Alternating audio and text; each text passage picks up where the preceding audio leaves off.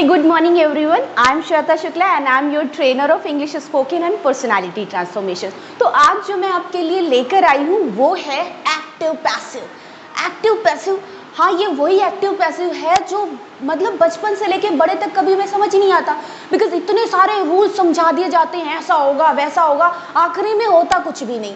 तो आज जो मैं आपके लिए करने जा रही हूँ वो एकदम मैजिकल होने वाला है। आज से पहले कभी आपने किसी ने इतनी इजीली एक्टिव पैसिव नहीं सीखा होगा और आपने सपने में भी नहीं सोचा होगा कि इतनी बातें होती हैं एक्टिव पैसिव में। बाप रे, इतना यूजफुल है। और हम तो बस ये सोचते थे बोर्ड के और या जो भी एग्जाम होते हैं, बस एग्जाम में 2-4 नंबर का पाने के लिए मेहनत कर लेते थे और जैसे तैसे पास होके चले आते थे और वो पूरा कर लेते थे, बस हमें खुशी मिल जाती थी कि हमें एक्टिव पैसिव आ गए।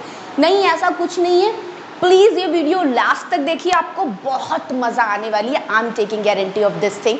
पैसिव ना आपके अंदर से बहेंगे, आप इजीली बनाना सीख जाएंगे पैसिव, और बनाने जैसी कोई बात नहीं होगी, आपको सोचना भी नहीं पड़ेगा, आप इतनी इजीली पैसिव में बात करने जा रहे हैं।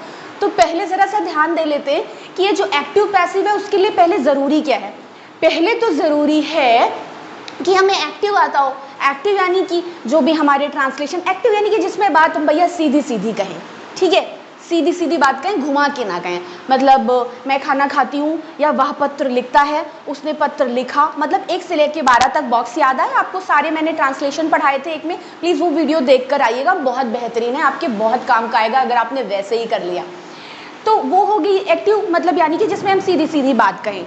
शुड की ग्रामर, मस्ट की ग्रामर, किसी भी चीज़ की ग्रामर हो जाती है जिसमें हम बात सीधी कहें। अब बात जब हम घुमा के कहें वो हो जाता है पैसिव। तो थोड़ा सा देख लेते हैं कैसे।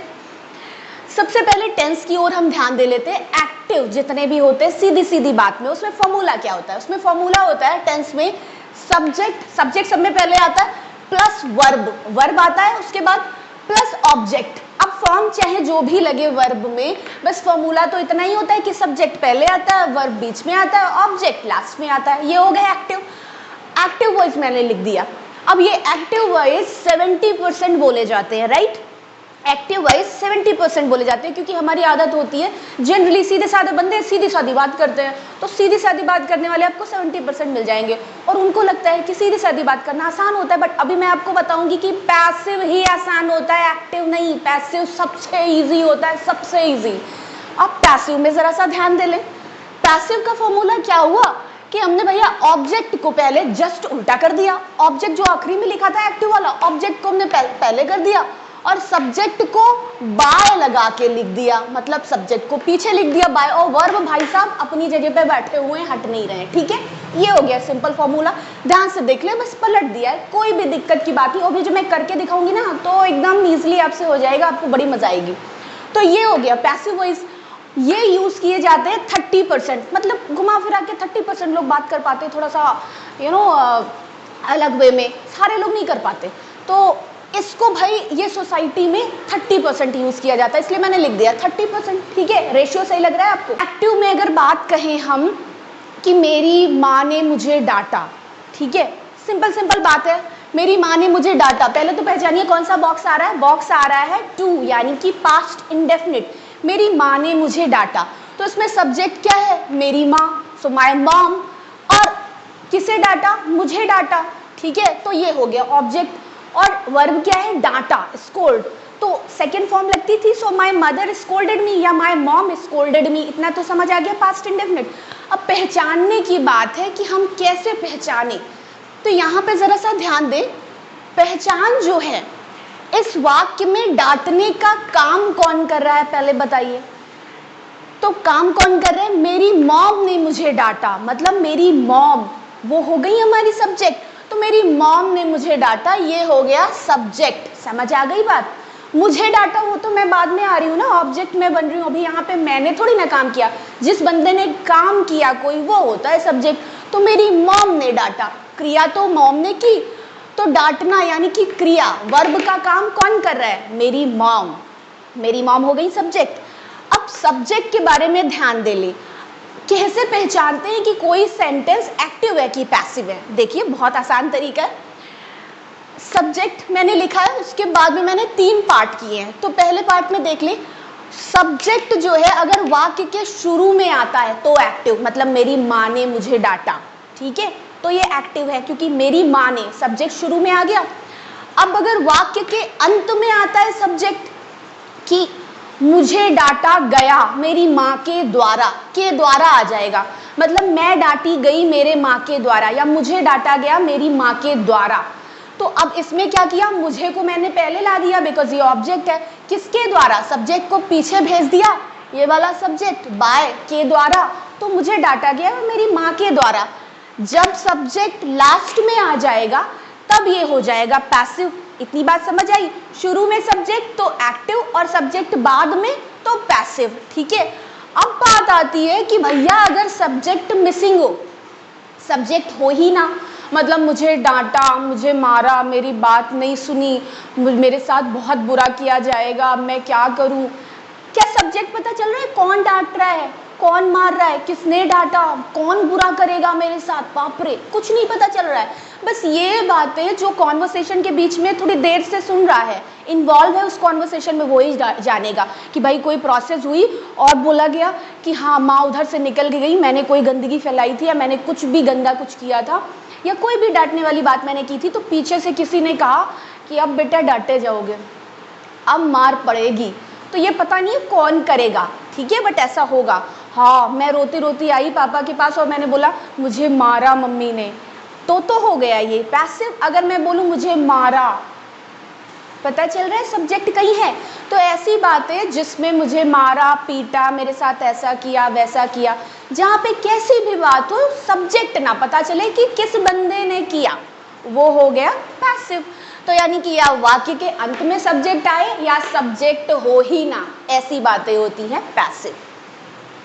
और वो हमारी होती हैं कंडीशनल, जैसे मुझे मारा तो आई वॉज बीटन, वो आगे बात करते हैं। ठीक है, अब थोड़ा सा फॉर्मूला पे ध्यान दे लेते हैं, बहुत इजीली आपको समझ आने वाला है।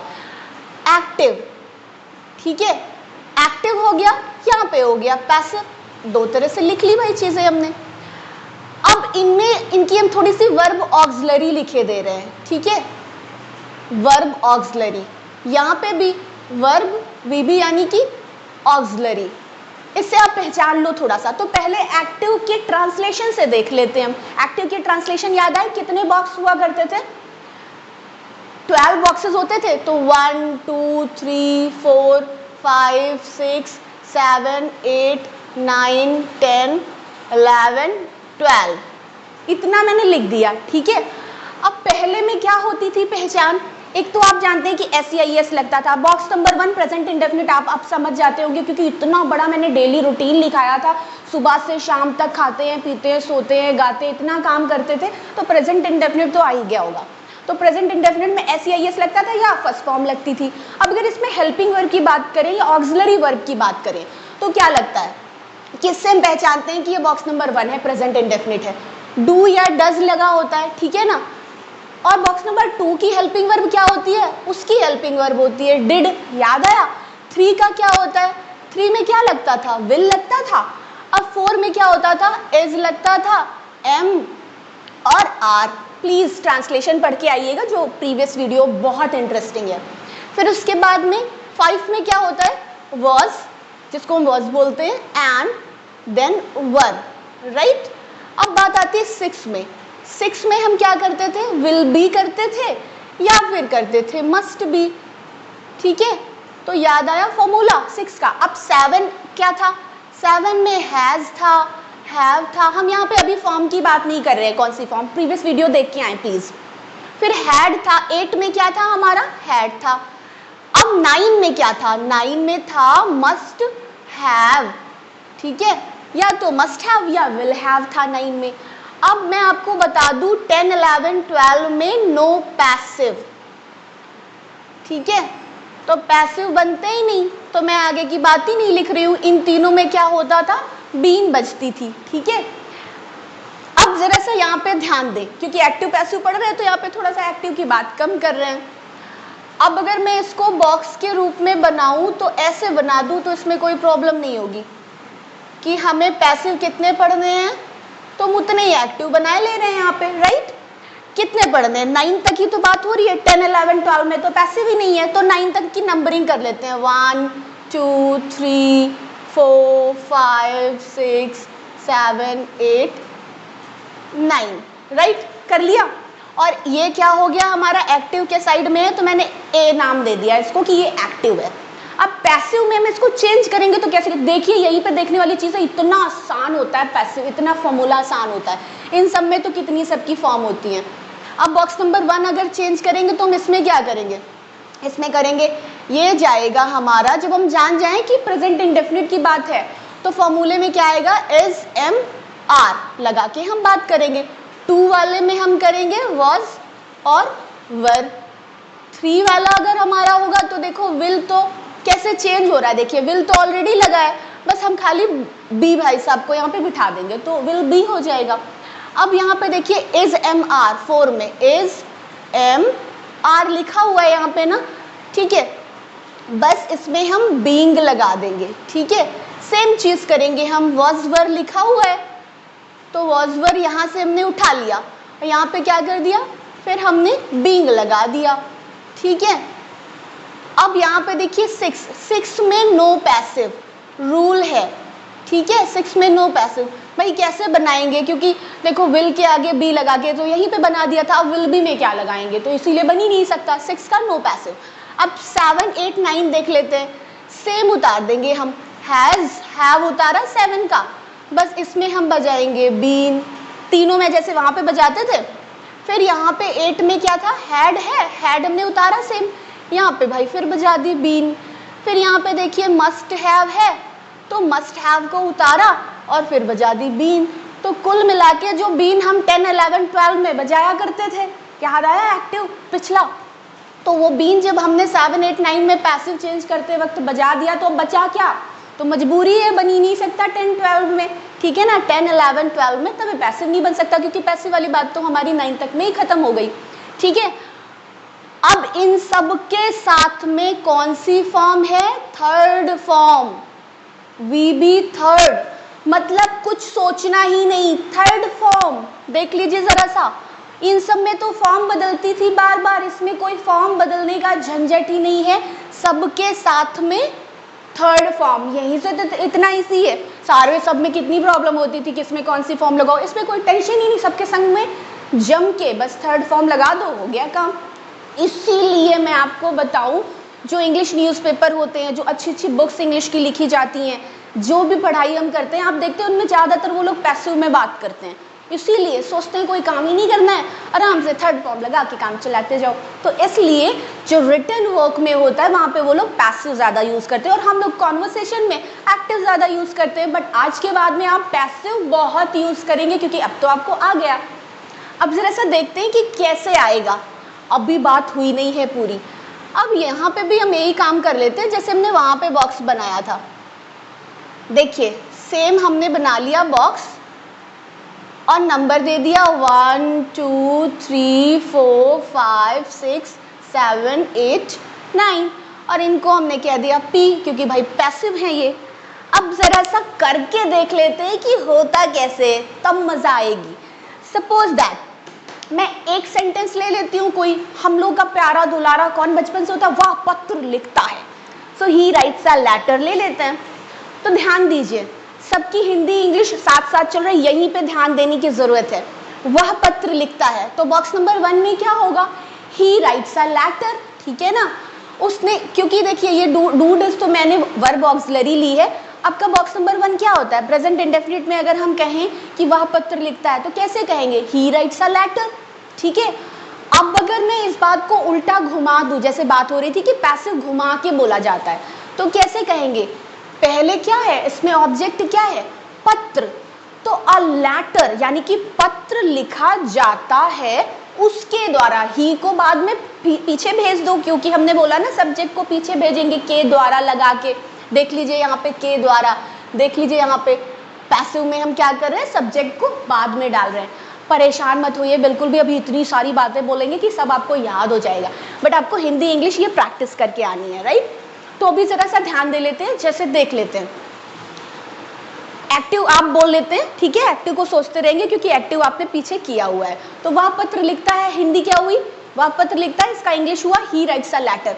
अब इसको अगर बदले तो क्या बोलेंगे, इस दूसरे पैसिव की हिंदी क्या होगी, पत्र लिखा जाता है। देखो ट्रांसलेशन से नहीं भटकना है। ता है आ रहा था ना लास्ट में, तो ता है ही लाना है जिसके लास्ट में जो आ रहा है, ट्रांसलेशन नहीं चेंज करेंगे।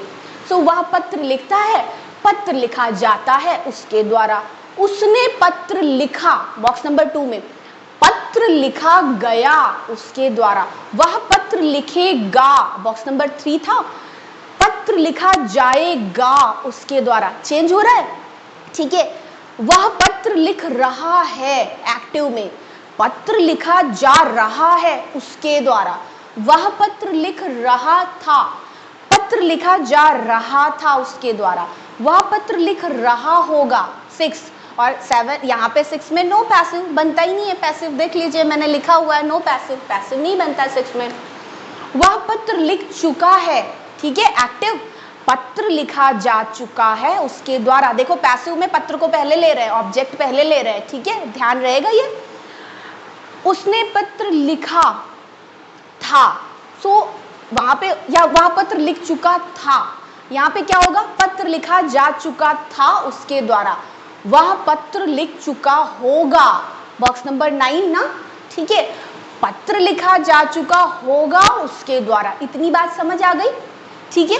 फिर अब करके देख लेते हैं कोई भी, इन सबका फॉर्मूला देख लें कैसे बदला, आपको मैंने यहाँ पे देख के बता दिया।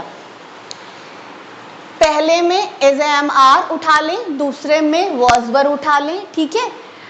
फिर 3 में विल के संग में सिर्फ बी लगाया है, 4, 5 वैसा ही रखा है यहाँ जैसा, as am are was were, बस बीइंग लिखा है, बीइंग लगाया है, ठीक है। 6 में नो पैसिव। 7, 8, 9 पूरे के पूरे वैसे ही लिख लीजिए, has, have, had, must have, बस तीनों के संग में बजा दी बीन, ठीक है। इतना फॉर्मूला और सबके संग में थर्ड फॉर्म, बहुत आसान है। इसको जरा सा देख लें प्लीज, और इसका स्क्रीनशॉट भी ले लीजिएगा आप ध्यान से, ठीक है। और मैं इसका एक अलग से फोटो क्लिक करके आपको जरूर वीडियो में कहीं ना कहीं मर्ज कर दूंगी, ताकि आपको इजीली अवेलेबल हो जाए, आपको प्रॉब्लम ना हो, ठीक है। तो अब इतनी बात हो गई, जरा सा इसको देख लीजिए थोड़ा सा कि क्या लिखा हुआ है यहाँ पे, इस फॉर्मूला को, ठीक है, देख लिया। अब शुरू करते हैं, क्योंकि इतना टाइम नहीं कि आपको बहुत ज़्यादा देखने को टाइम दिया जाए, अभी धीरे धीरे आपको आ जाएगा। अब अगर ज़रा सा इसकी प्रैक्टिस कर ले तो हम कैसे करते हैं, सपोज दैट एक हाथ से मैं एक्टिव चलाऊंगी, एक हाथ से पैसिव, ठीक है, हिंदी इंग्लिश बोथ। तो कोई भी सेंटेंस ले लेते हैं, जैसे कि वह पत्र लिखता है, सो वह पत्र लिखता है, ही राइट्स द लेटर, पत्र लिखा जाता है उसके द्वारा, a letter is written by him. उसने पत्र लिखा, ही रोट अ लेटर, पत्र लिखा गया उसके द्वारा, a letter was written by him. वह पत्र लिखेगा, he will write a letter, पत्र लिखा जाएगा उसके द्वारा, a letter will be written by him. वह पत्र लिख रहा है, he is writing a letter, पत्र लिखा जा रहा है उसके द्वारा, a letter is being written by him. वह पत्र लिख रहा था, he was writing a letter, पत्र लिखा जा रहा था उसके द्वारा, a letter was being written by him. वह पत्र लिख रहा होगा, he will be writing a letter या he must be writing a letter। here no passive, 6 में passive नहीं होता। वह पत्र लिख चुका है, he has written a letter, पत्र लिखा जा चुका है उसके द्वारा, a letter has been written by him। वह पत्र लिख चुका था, he had written a letter, पत्र लिखा जा चुका था उसके द्वारा, a letter had been written by him। वह पत्र लिख चुका होगा, he must have written a letter, पत्र लिखा जा चुका होगा उसके द्वारा, a letter must have been written by him। आराम से आपका हो गया, देख लीजिए, ऐसे ही कर रहे हैं ना हम। अब सपोज दैट हम कोई और ले लेते हैं लाइन, जैसे कि आपको याद होगा कि हम लोगों ने एक्टिव में पास्ता के ऊपर बोला था, तो अभी यहाँ पे एक्टिव पैसिव बोथ में लेते हैं, आपका एक्टिव का भी प्रैक्टिस हो जाएगा, ठीक है। तो जैसे मैं पास्ता बनाती हूँ, ठीक है, पूरा फिर से खेलते हैं। तो मैं पास्ता बनाती हूँ, आई मेक अ पास्ता, यहाँ पे पैसिव चलाएंगे, ठीक है।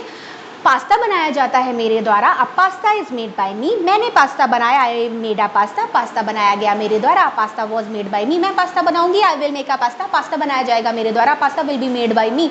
मैं पास्ता बना रही हूँ, I am making a pasta, pasta बनाया जा रहा है मेरे द्वारा, pasta is being made by me. मैं पास्ता बना रही थी, I was making a pasta, pasta बनाया जा रहा था मेरे द्वारा, pasta was being made by me. मैं पास्ता बना रही हूँगी, I must be making a pasta या I will be making a pasta, here no passive. मैं पास्ता बना चुकी हूँ, I have made a pasta, pasta बनाया जा चुका है मेरे द्वारा, अब pasta has been made by me। मैं पास्ता बना चुकी थी, I had made a pasta, pasta बनाया जा चुका था मेरे द्वारा, pasta had been made by me। मैं पास्ता बना चुकी होंगी, I must have made a pasta, pasta बनाया जा चुका होगा मेरे द्वारा, अब pasta must have been made by me, बस इधर बीन लगा दिया, ठीक है। तो आपने इजीली देखा कि हम किस तरह से आराम से बोल सकते हैं। अब इसमें कोई प्रॉब्लम नहीं है कि जैसे आपने देखा कि ही का हिम में बदल गया, ठीक है, आई का मी में बदल गया, तो वो आप जब बात करोगे धीरे धीरे बोलोगे, आप इजीली बोलने लगोगे और आराम से बोल ले जाओगे, ठीक है। तो आपके लिए टास्क ये है कि आप कोई भी एक सेंटेंस उठा लो, जो भी आपको पसंद हो कोई भी सेंटेंस उठा लो और फिर उसके साथ में एक के साथ पूरा 1 to 9 खेल के देख लीजिए। एक्टिव भी पैसिव भी, आपकी एक्टिव की भी प्रैक्टिस हो जाएगी और साथ ही साथ पैसिव की भी प्रैक्टिस हो जाएगी। और बिलीव मी, जब आप ऐसे ही करोगे ना तो आपको बड़ी मज़ा आने वाली है। और जब आपसे ये हो जाएगा ना तो आपको कॉन्फिडेंस आ जाएगा, आपको और मज़ा आएगी। आप नए नए सेंटेंसेस को चूज़ करो और बस उसमें एक्टिव आपको यही तो पहचानना है कि कहाँ पे आपका कौन सब्जेक्ट है, कौन ऑब्जेक्ट है और कौन वर्ब है। आपको ईजिली मैंने सब कुछ बता दिया है, अब आप आराम से पहचान सकते हैं। तो बस अब मज़े से सारे सेंटेंसेस ऐसे ही गेम खेलें जल्दी जल्दी और आपको बहुत मज़ा आने वाली है। अगर आपने ऐसे प्रैक्टिस कर ली तो पैसिव बस आप ईजिली बोलने लगेंगे और अब आप पैसिव में आराम से बात करेंगे, कोई टेंशन ही नहीं है क्योंकि अब तो आपको भी पैसिव आ गया है। वन मोर थिंग, जब तक आप इसकी प्रैक्टिस करें till that time I am gonna think कि अब कौन सा वीडियो डालना है। सो please wait for my next video and I would suggest that watch all the videos whatever I have posted for you. Please watch and carefully just follow all the tips, all the things whatever I have said in that video and just practice. Definitely very soon you would not only talk properly in English, even you would talk very fluently in English. It's my promise. So follow all the videos and just keep practicing, keep talking in English and wait for my next video. Till that time, have a great time. Just follow all the rules related to lockdown. Be safe and stay at your home. Have a great time.